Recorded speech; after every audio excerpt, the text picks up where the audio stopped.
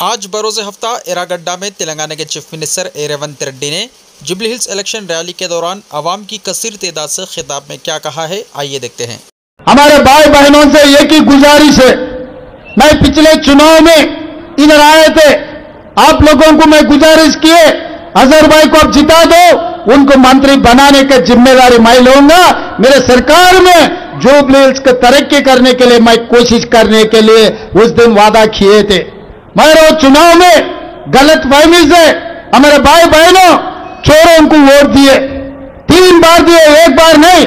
10 साल बाप बेटे इस राज्य को चलाए, इस राज्य को लूटी किए।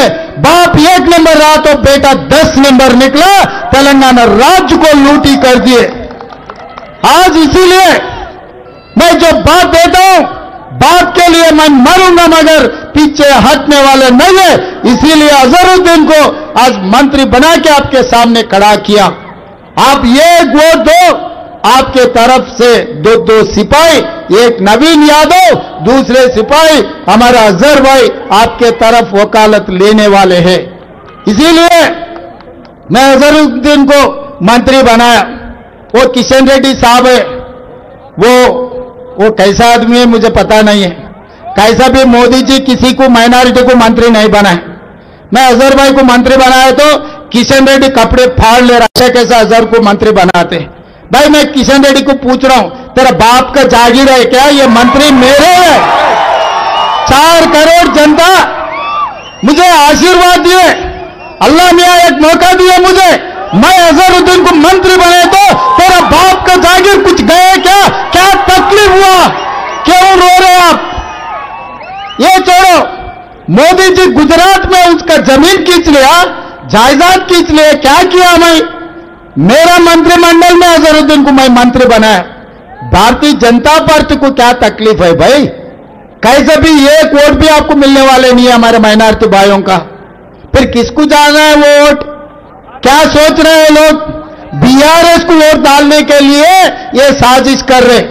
पिछले पार्लियामेंट चुनाव में महबूबनगर, छेवल्ला, सिकंदराबाद, मेदक, मलकाजगिरी, निजामाबाद, करीमनगर, आदिलाबाद 8 पार्लियामेंट में बीआरएस का डिपॉजिट जब्त होकर बीजेपी वाले को जिताए, मोदी जी को प्रधानमंत्री बनाए।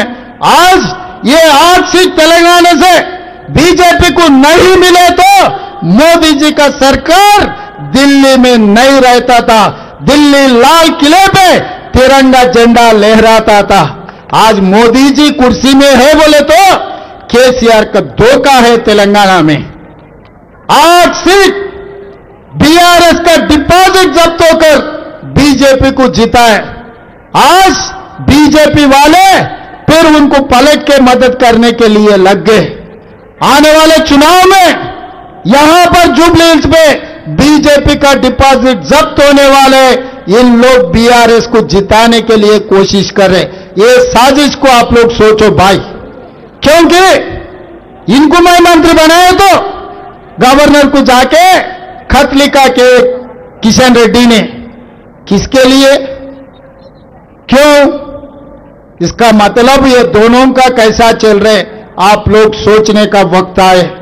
इसीलिए मेरा भाई बहनों से एक ही गुजारिश है, इस तेलंगाना में, इस देश में कांग्रेस पार्टी तीसरे राष्ट्रपति को बनाया, जाकिर हुसैन को कांग्रेस ने बनाए, सलमान खुर्शीद ऐसा ही अपने कांग्रेस पार्टी में कितने लोगों को केंद्र में मंत्री बनाए।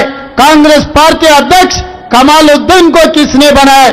आज अजहरुद्दीन साहब को, वासिम साहब को, शब्बीर अली साहब को, गुलाम नबी आजाद साहब को, कितने लोगों को कांग्रेस पार्टी ने मौका दिए। जब कांग्रेस पार्टी सरकार चलाए तो बराबर माइनॉरिटियों का हिस्सा माइनॉरिटी घरों को हम भिजाए। आने वाले दिनों में भी मोदी जी आकर बोल दिए और अमित शाह आके बोल दिए छेवल्ला में 4% रिजर्वेशन हटाने के लिए। फिर 4% माइनॉरिटी रिजर्वेशन हटाने वाले बीजेपी को केसीआर ने क्यों मदद दिया? ट्रिपल तलाक में मदद दिया, 370 आर्टिकल में मदद दिया, सिटीजन अमेंडमेंट एक्ट में मदद दिए। हर वक्त जब तकलीफ मोदी जी को आए तो केसीआर ने उनको मदद दिए। आप लोग सोचो एक बार वोट डालने से पहले आज क्या हो रहा है। ये चुनाव सुनीता नवीन यादव का नहीं है। ये चुनाव केसीआर मोदी जी एक तरफ है, रेवंत रेड्डी राहुल गांधी दूसरे तरफ है। आप लोग तय कर लो, अब मोदी जी केसीआर के साथ में जाने वाले हैं, नहीं तो राहुल गांधी इस देश के लिए जो कुर्बानी किए, महात्मा गांधी शहीद हुए, इंदिरा जी शहीद हुए, राजीव गांधी जी शहीद हुए। आज के तारीख में कन्याकुमारी से लेकर कश्मीर तक 150 दिन 4000 किलोमीटर जो ये आम जनता के लिए पाद यात्रा किए, राहुल गांधी जी के साथ रहते, नहीं तो केसीआर धोखेबाज के साथ रहते। आप लोग सोच लो भाई, ये मेरा जिम्मेदारी है आप लोगों को याद दिलाने का।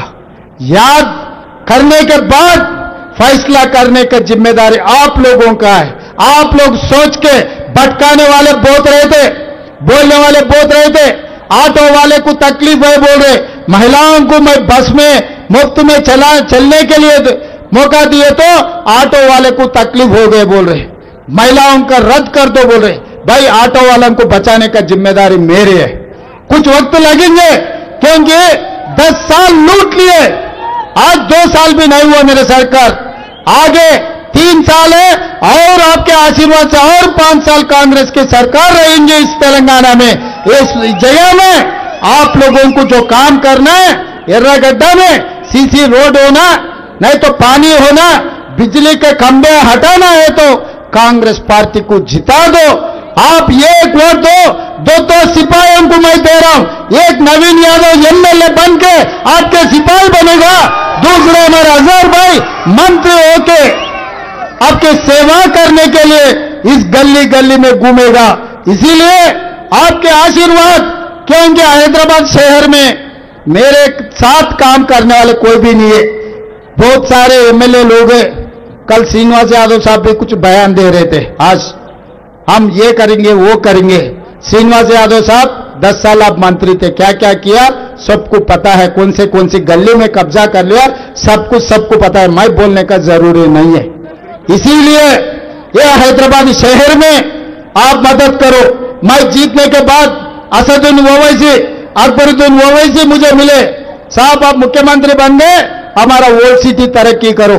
आज मेट्रो रेल ओल्ड सिटी में मैं दिया, ओल्ड सिटी में पानी को मैं दिया, फ्लाईओवर आरामगढ़ के ब्रिज मैं बना, रोड मैं बना, करंट बिजली मैं दिया।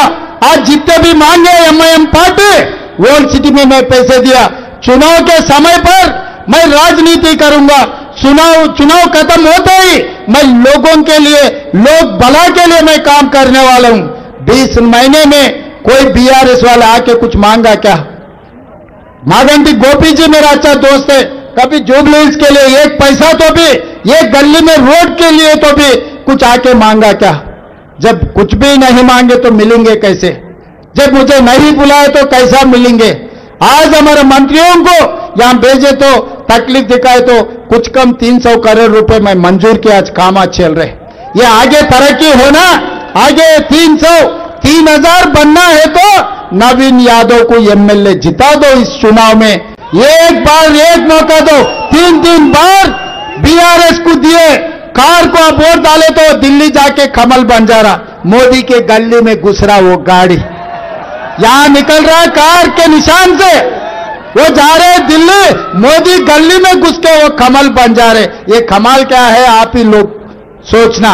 इसीलिए आज एक मौका नौजवान लड़का नवीन यादव को एक मौका दो भाई, एक मौका देंगे ना नवीन को, एक मौका जरूर देंगे ना, एक मौका दो।